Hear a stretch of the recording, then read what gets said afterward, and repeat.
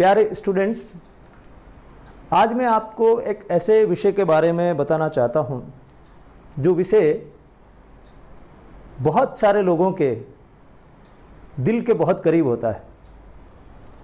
ऐसा विषय जिससे बहुत सारे लोग अपने अरमानों को जोड़कर रखते हैं, स्टूडेंट्स भी और अभिभावक भी। और ये विषय है कि आरएएस और आईएएस एग्ज़ाम की परीक्षा में कैसे सफल हुआ जाए। राजस्थान में सारी जो सर्विसेज होती हैं उनमें टॉप की आरएएस को मानते हैं, और भारत में जो सर्विसेज होती हैं उनमें टॉप की आईएएस को मानते हैं। ये वर्तमान सामाजिक मूल्य है, मानते हैं। मैं ये नहीं कहूँगा कि ये सबसे बढ़िया सर्विसेज होती हैं, सबसे बढ़िया सर्विसेज तो टीचर और डॉक्टर की होती हैं, लेकिन वर्तमान सामाजिक मूल्यों में इनका महत्व ज़्यादा है। इसलिए लोगों के मन में इच्छा होती है कि किसी तरह से इन सर्विसेज में प्रवेश पा लिया जाए और अपने आप को इनके लिए टेस्ट किया जाए। इन परीक्षाओं में पास कैसे हुआ जा सकता है, इनको सफल कैसे किया जा सकता है, इसके बारे में मैं कुछ टिप्स आपको दूंगा। मैं इसलिए दूंगा कि मैंने ये परीक्षाएं पास की हैं। कई बार ऐसे होता है कि आप कहते हैं, लेकिन आपसे कोई पूछे कि आपने कोई ये परीक्षा पास की है, तो नहीं की, दी है मैंने परीक्षा। तो मैंने इन परीक्षाओं को आराम से रिलैक्स रहते हुए पास की है, और दूसरी बहुत कम पढ़ाई करके इनको पास किया है। इसलिए जो जुगाड़ू टेक्निक्स मेरे पास रही हैं उनमें से कुछ को मैं आपके साथ शेयर करूंगा। और फिर आईएएस का एग्ज़ाम देते देते मेरा एक सब्जेक्ट से वास्ता पड़ा जिसका नाम था साइकोलॉजी, और वो भी टीचिंग लर्निंग को अच्छे से समझाती है। तो वो इनपुट्स भी फिर मेरे पास एडिशनल हो गए। उन दोनों को मिला के मैं आपको कुछ बातें कहना चाहूँगा। नाम है मेरा डॉक्टर अशोक चौधरी, और राजस्थान के मेड़ता कस्बे में रहता हूँ मैं। पीएमटी और आईएएस दोनों की एग्ज़ाम मैंने पास की है। मित्रों, मैं आपको 5 बातों पर फोकस करने को कहूँगा। सबसे पहली बात रहेगी कि आपका ड्रीम, ये जो आप सपना देखते हैं, इसकी ताकत कितनी है। ये जो आपका सपना है ये कितना मजबूत है। मैं अक्सर देखता हूं कि स्टूडेंट्स हवाई किले बनाते हैं कि मुझे तो आईएएस बनना है, फिर वो उसको सिविल सर्विस या सीएस भी बोलते हैं। ऐसा बोल के वो अपने आसपास ऐसा ऑरा खड़ा करते हैं कि हमारे जीवन का लक्ष्य तो केवल आईएएस बनना है, और उनके पेरेंट्स को भी लगता है कि नहीं, बच्चे का या बच्ची का लक्ष्य आईएएस बनने का है। मैं आपसे ये पूछना चाहता हूं कि क्या वाकई में आपका लक्ष्य है आईएएस बनना या आरएएस बनना, या आप हवाई किले बना रहे हैं? तो उसका सबसे अच्छा टेस्ट ये है कि आप अपने खुद के अंदर झांकिए और देखिए कि क्या आपका सोचना ठीक है, क्या जैसा आपका मन कह रहा है उस प्रकार से आपका मस्तिष्क तैयार है। ये आपको पहले अपने आप के अंदर झांक कर सोचना चाहिए। और अगर ये नहीं सोचेंगे तो आप 2, 3, 4 साल तक तैयारी करते रहेंगे और रिजल्ट अच्छा नहीं आएगा, और फिर आपके पैर जमीन पर कभी भी नहीं टिकेंगे। कल को कोई आपको कहेगा आप पटवारी की नौकरी कर लेंगे, आपको पटवारी की तो मैं कर नहीं सकता क्योंकि मेरा ड्रीम तो आईएएस बनने का था। तो आप ना इधर के रहेंगे ना उधर के रहेंगे।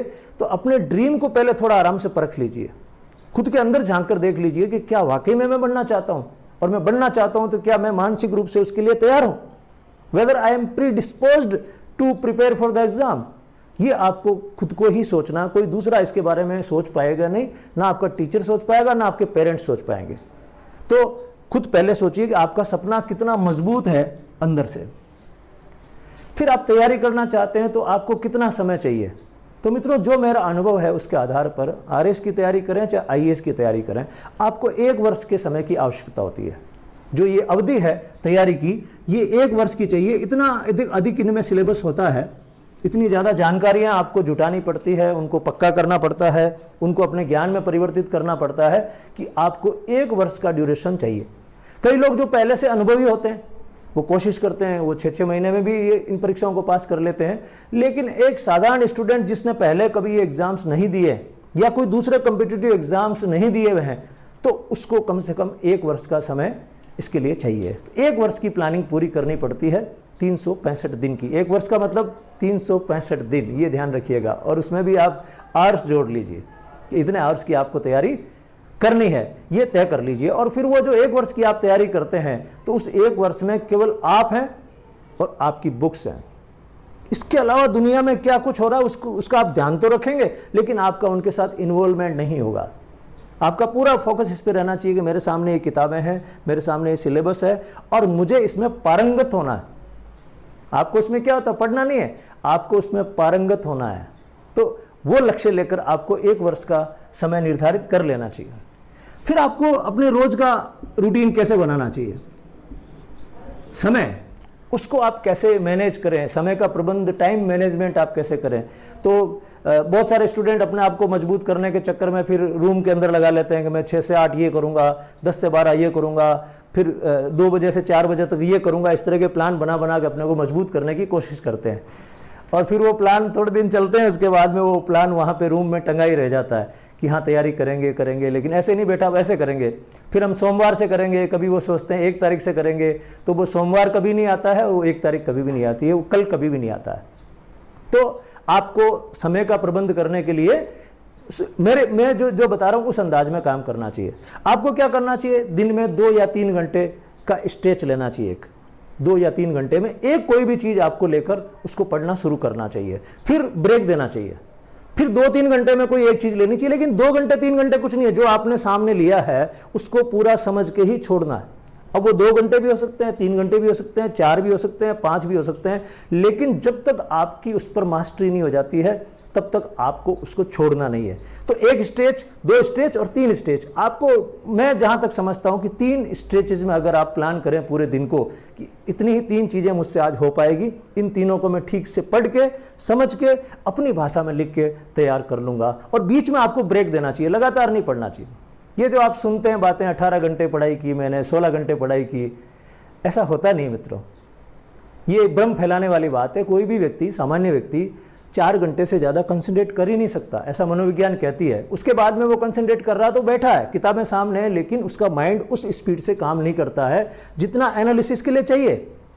तो आप उन चक्करों में मत पड़िए। कोई 18 घंटे पढ़ा होगा, कोई 24 घंटे में भी 28 घंटे पढ़ लिया होगा। सफल होने वाले लोगों की अपनी अपनी कहानियां होती है, तो आप उसमें मत पढ़िए। आप ये तय करिए कि मुझे कैसे पढ़ना है और 2-3 घंटे में मुझे मेरा एक काम करना है। फिर आपको अपना अध्ययन या स्टडी कैसे करनी है। आप कोई भी चैप्टर पढ़ते हैं तो आपको उसको कैसे पढ़ना चाहिए। मैं केवल आरएस और आईएएस के एंगल से बात कर रहा हूं कि उनमें किस प्रकार के प्रश्न पूछे जाते हैं और उनके लिए आपकी तैयारी किस प्रकार की होनी चाहिए। तो आपको अपनी स्टडी करनी चाहिए इस प्रकार से कि आप उसके सारे बेसिक समझ जाएं, आप उसके जो बेसिक्स हैं उनको समझ जाएं और अपनी एनालिसिस करते रहें साथ साथ में। रटना नहीं है, रटने का काम ही नहीं है। अगर आपकी रटने की आदत है तो आप ये एग्जाम्स मत दीजिए।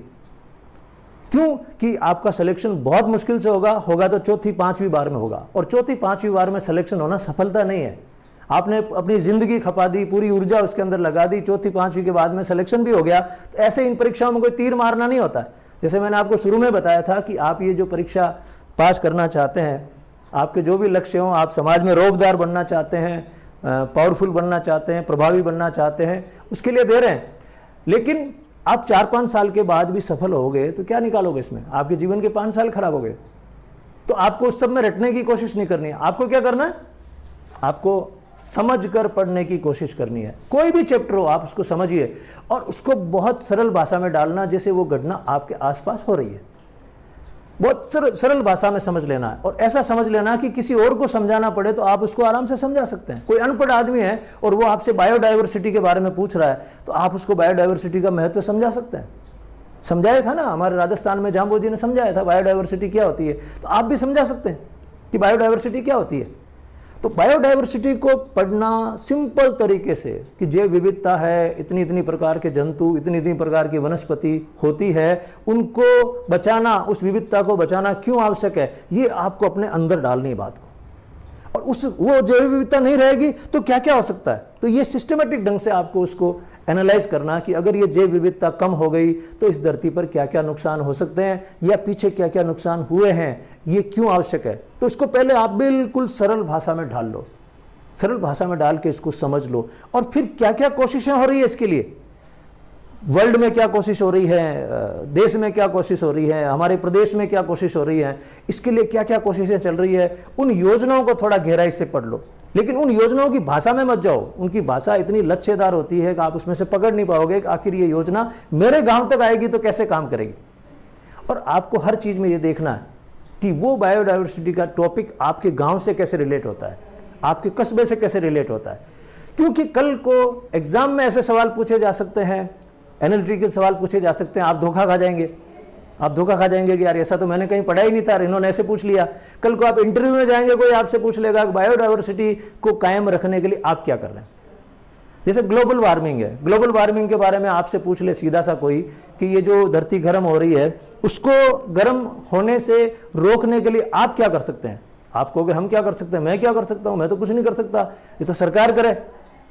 तो वो ऐसा वो कह रहे हैं नहीं आप भी कुछ कर सकते हैं, और फिर आप अटक जाते हैं मैं क्या कर सकता हूं। इसका मतलब है कि विषय आपके समझ में अभी तक नहीं आया है। अगर समझ में आता तो आप कह सकते हैं कि मैं मेरी जो घर में लाइट है उस लाइट को बंद कर दिया करूंगा, जब मुझे काम नहीं आ रही बंद कर दूंगा। उससे क्या फायदा रहेगा, जहां से लाइट बन रही है वहां कोयला जल रहा है, इसके लिए फिर वो कोयला कम जलेगा, वहां पर धुआं कम होगा।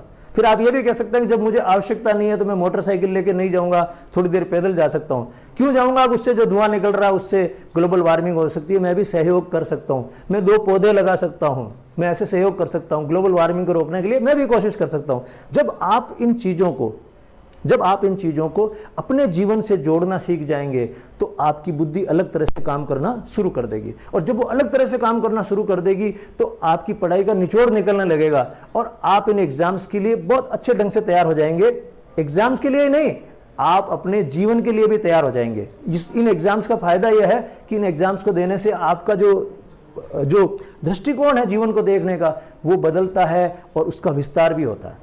जैसे कल को आपसे कोई पूछे कि बुद्ध की शिक्षाओं के बारे में आप क्या जानते हैं, अब आपने पूरा रट रखा बुद्ध का अष्टांग मार्ग ये वो आपने रट रखा, लेकिन अगर आप उसको अंदर उतारने की कोशिश करें, समझने की कोशिश करें, और एग्जामिनर आपसे पूछ ले कि बड़ा 1-2 लाइन में बताओ ना बुद्ध ने क्या बोला था।